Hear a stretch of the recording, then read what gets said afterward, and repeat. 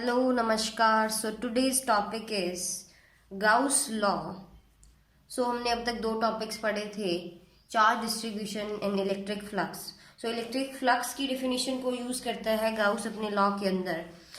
तो गाउस के लॉ के according the flux of the net electric field through a closed surface equals the net charge enclosed by the surface divided by epsilon naught. So phi is equals to, हमारे पास definition से था integration of E dot d S, ये is equals to होगा summation of Q inside by epsilon naught. So जो ये Q inside है ये वैल्यू है उस सरफेस के अंदर की जिसकी सरफेस की बात ये गाउस अपनी लॉ के अंदर बोलता है. और ये सरफेस जो होगा वो किस तरह का सरफेस है? क्लोज्ड सरफेस है. ठीक है, और इस सरफेस को बोला क्या जाता है? गाउसियन सरफेस बोला जाता है. अब देखो कि इसके अकॉर्डिंग अगर k का वैल्यू मेरे पास क्या था 1/4 पाई एप्सिलॉन नॉट. सो 1/एप्सिलॉन नॉट का वैल्यू बनेगा k इंटू में 4 पाई k. सो इस वैल्यू को यहाँ पे पुट करेंगे. सो एक नया टर्म बन जाएगा इसी फॉर्म का. क्या आ जाता है? Phi is equals to summation of Q inside into 4 pi k. So जो सरफेस होंगे वो सभी क्या होंगे? क्लोज्ड सरफेस होंगे जिनको गाउसियन सरफेस बोला जाएगा. ये सरफेस अलग अलग तरीके के हो सकते हैं. जैसे ये है सरफेस किसी भी तरीके का होगा, जैसे ये शीट है इस तरह का है, कोई क्यूब है हमारे पास, सिलेंड्रिकल सरफेस है, स्फीयर है. तो ये अलग अलग तरह के क्या होंगे? सरफेस होंगे. सो गाउस का लॉ वैलिड तो हमेशा होगा, बट यूजफुल कब होगा ये हमें डिपेंड करेगा कि हम किसी भी प्रॉब्लम के लिए किस तरह का सरफेस चूज करते हैं. सो ये डिपेंड हम पे है कि जैसा सरफेस हम यूज करेंगे उतना ही यूजफुल वो हो जाएगा. कि यूजफुल बनाना है तो हमें उसी तरह की सरफेस को चूज करना पड़ता है. तो जरूरी नहीं है कि हर एक बार क्या हो एक तरह का सरफेस हम ले लें और फिर उससे आंसर आ जाएगा, ऐसा भी नहीं होता. तो हमें क्या है सरफेस को देखना पड़ेगा हमारी सिचुएशन के अकॉर्डिंग या हमारी प्रॉब्लम जैसी है उसे हिसाब से. सो गाउस लॉ के अंदर जो फाई का वैल्यू उसने बताया था फ्लक्स का वैल्यू, ये पॉजिटिव कब होगा? ये पॉजिटिव तब होगा जब इलेक्ट्रिक लाइन ऑफ फोर्सेस क्या होंगी किसी भी सरफेस से, जैसे ये मैंने क्यूब लिया इस सरफेस से बाहर की ओर निकलती हुई होंगी तो ये वैल्यू क्या होगा हमारे पास? पॉजिटिव. और उसी तरह से फ्लक्स अगर क्या होगा किसी भी सरफेस के अंदर जा रहा है तब क्या होगा? वो फाई का वैल्यू क्या लेके चलते हैं? नेगेटिव. और ये चीज हम पहले भी देख चुके हैं कि प्लस क्यू जब होता है तो इलेक्ट्रिक लाइन ऑफ फोर्सेस हैं वो उससे बाहर निकलती हुई होती हैं, और माइनस क्यू जब लेके चलते हैं तो electric line of forces minus Q के अंदर की ओर जाती हुई होती हैं. सो उसी हिसाब से फाई पॉजिटिव कब होगा? जब वो सरफेस से निकलेगा, किसी सरफेस से निकल रहा है फ्लक्स तो क्या होगा? वो पॉजिटिव. और किसी सरफेस के अंदर की ओर जा रहा है तो वो क्या कहलाएगा हमारे पास? Negative flux. सो इसी के ऊपर एक प्रॉब्लम है जिसको सॉल्व कर रहे हैं ताकि हमें पता चले कि हम किस तरह से यूज करते हैं फ्लक्स के कंसेप्ट को, गाउस के लॉ को. सो प्रॉब्लम है figure shows a closed Gaussian surface in the shape of a cube placed in the region where the electric field is given by E is equals to E naught x I cap. Each edge of the cube has length A is equals to 1 centimeter and constant E0 is equals to 2.5 into 10 raised to 5 Newton per coulomb. Find the net electric flux linked with the cube and the net charge enclosed by the cube. सो हमें दो चीजें find करनी है, एक तो electric flux और दूसरा है नेट चार्ज जो इस क्यूब के अंदर है. सो स्टार्टिंग करेंगे हम फ्लक्स को फाइंड करने से. तो इस तरह से मेरे पास क्या है? क्यूब है. क्यूब के अंदर कितने फेसेस हैं? 6 फेसेस हैं इसके पास. अब देखो हमें क्या देखना पड़ेगा कि हर एक फेस के लिए E का वैल्यू किस तरफ है और DS का वैल्यू किस तरफ है. उनके बीच का एंगल देखने के बाद हम क्या निकालेंगे? टोटल फ्लक्स निकालेंगे. सो देखो कि मेरे पास कितने फेसेस हो गए? 6 फेसेस हो गए. जैसे ये बॉक्स है इसको हम क्यूब मान के चल रहे हैं तो first, second, third, fourth, fifth और नीचे वाला जो होगा 6 फेसेस हो गए. इन 6 फेसेस के अकॉर्डिंग हमें क्या निकालना है? 5 फ्लक्स निकालना है. सो फ्लक्स निकालने के लिए क्या देखना पड़ेगा? E इलेक्ट्रिक फील्ड और एरिया वेक्टर के बीच का एंगल, कि एंगल कितना है, फिर उन दोनों का डॉट प्रोडक्ट होगा, उसको सॉल्व करेंगे. तो देखो जो फर्स्ट है डायग्राम के अकॉर्डिंग इसी तरह से देखते हैं. मैंने 6 के लिए अलग अलग निकाल लिया. अगर एरिया की बात करें तो इन्होंने A का वैल्यू दिया है. इसकी लेंथ कितनी है?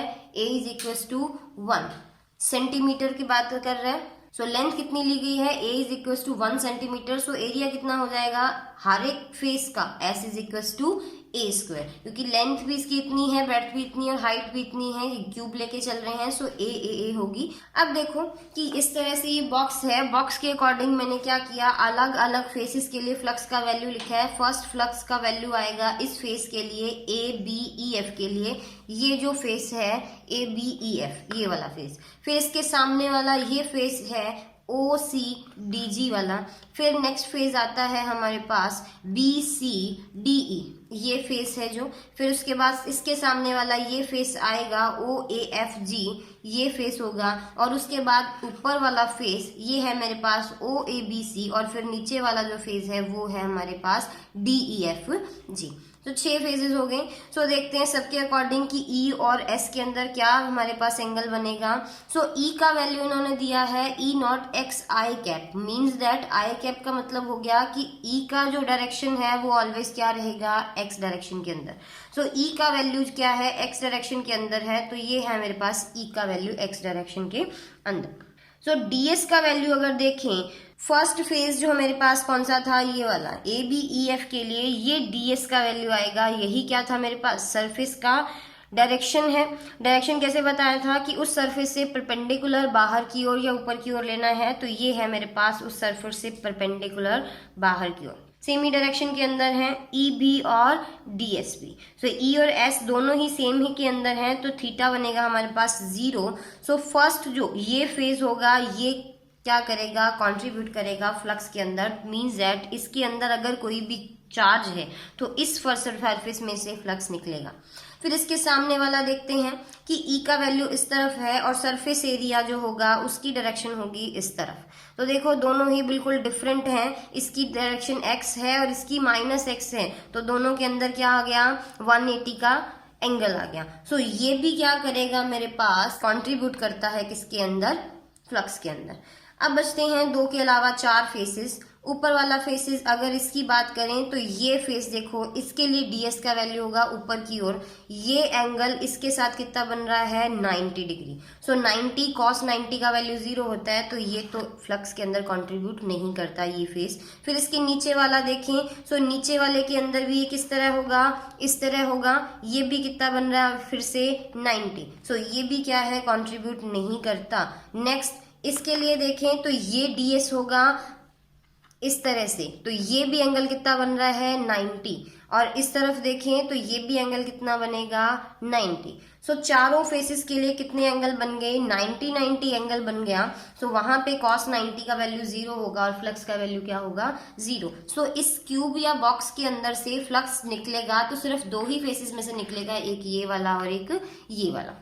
अब देखते हैं, यहाँ पे मैंने इन सबकी वैल्यू, चारों की वैल्यू को 0 पुट किया है और ये 2 ही बचते हैं जो कंट्रीब्यूट करेंगे। सो ई का वैल्यू है मेरे पास, क्वेश्चन के अंदर दिया गया है E naught X I cap, ये वैल्यू दिया गया है। सो इसको मैंने ई का वैल्यू लिखा E naught X I cap dot S का वैल्यू जो होगा इस फ्लक्स के अकॉर्डिंग, इस फेस के अकॉर्डिंग क्या होगा, एस की वैल्यू ए स्क्वायर, मैग्नीट्यूड तो ए स्क्वायर है, डायरेक्शन कौन सी है इसकी, आई कैप। सो ए स्क्वायर आई कैप क्या हो गया इसका वैल्यू डॉट के साथ, ये है ए बी एफ के लिए। फिर E dot S O C D G के लिए देखना है तो इसके लिए ई का वैल्यू तो वही है E naught X I cap, और एरिया के लिए क्या आ जाएगा, ए स्क्वायर तो इसका मैग्नीट्यूड होगा ही होगा और माइनस आई कैप डायरेक्शन होगी। सो ये बनेगा माइनस ए स्क्वायर आई कैप।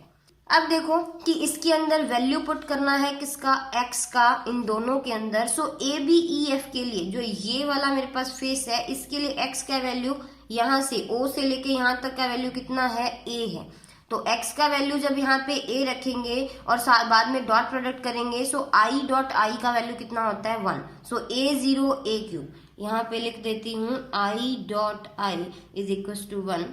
नॉर्मल से थिंग है ये, +1 क्लास के अंदर पढ़ के आते हैं हम लोग। और यहाँ पर x का वैल्यू क्या आ जाएगा, OCDG के लिए, इस फेस के लिए x का वैल्यू यहीं पे ये शुरू हो रहा है इसी के ऊपर, ओरिजिन के ऊपर ही है, तो x का वैल्यू यहाँ पे क्या होगा, 0। सो इसके लिए यहाँ पे x का वैल्यू क्या होगा, 0। सो 0 से मल्टीप्लाई करेंगे तो टोटल टर्म क्या बनेगी, 0। ये बन जाएगी E0 a cube. So value put कर दिया E0 का 2.5 इंटू 10⁵, एक का वैल्यू क्या आ जाएगा, 1 इंटू 10⁻²। ये कैसे आएगा, क्योंकि 1 सेंटीमीटर वैल्यू दिया है और इसको चेंज करेंगे तो ये बनता है 10⁻² मीटर और फिर क्यूब करेंगे तो ये आ जाएगा क्यूब, -6 बन गया। इसको सॉल्व करने पे आंसर आता है 0.25 न्यूटन मीटर स्क्वायर पर कूलम। अब नेक्स्ट इसने पूछा था कि नेट चार्ज कितना है। सो क्लोज्ड चार्ज जो होगा एनक्लोज चार्ज उसका वैल्यू वही गाउस लॉ के अकॉर्डिंग फॉर्म क्या थी, phi is equal to Q by epsilon naught. So वहां से क्यू का वैल्यू क्या आएगा, फाई इंटू में एप्साइलॉन नॉट, और एप्साइलॉन नॉट का वैल्यू 8.85 इंटू 10⁻12 कांस्टेंट वैल्यू है ये, और फाई का वैल्यू 0.25। सो आंसर आ जाता है 2.21 इंटू 10⁻12 कूलम। और इसका जो पीडीएफ है वो आपको डिस्क्रिप्शन बॉक्स में मिल जाएगा।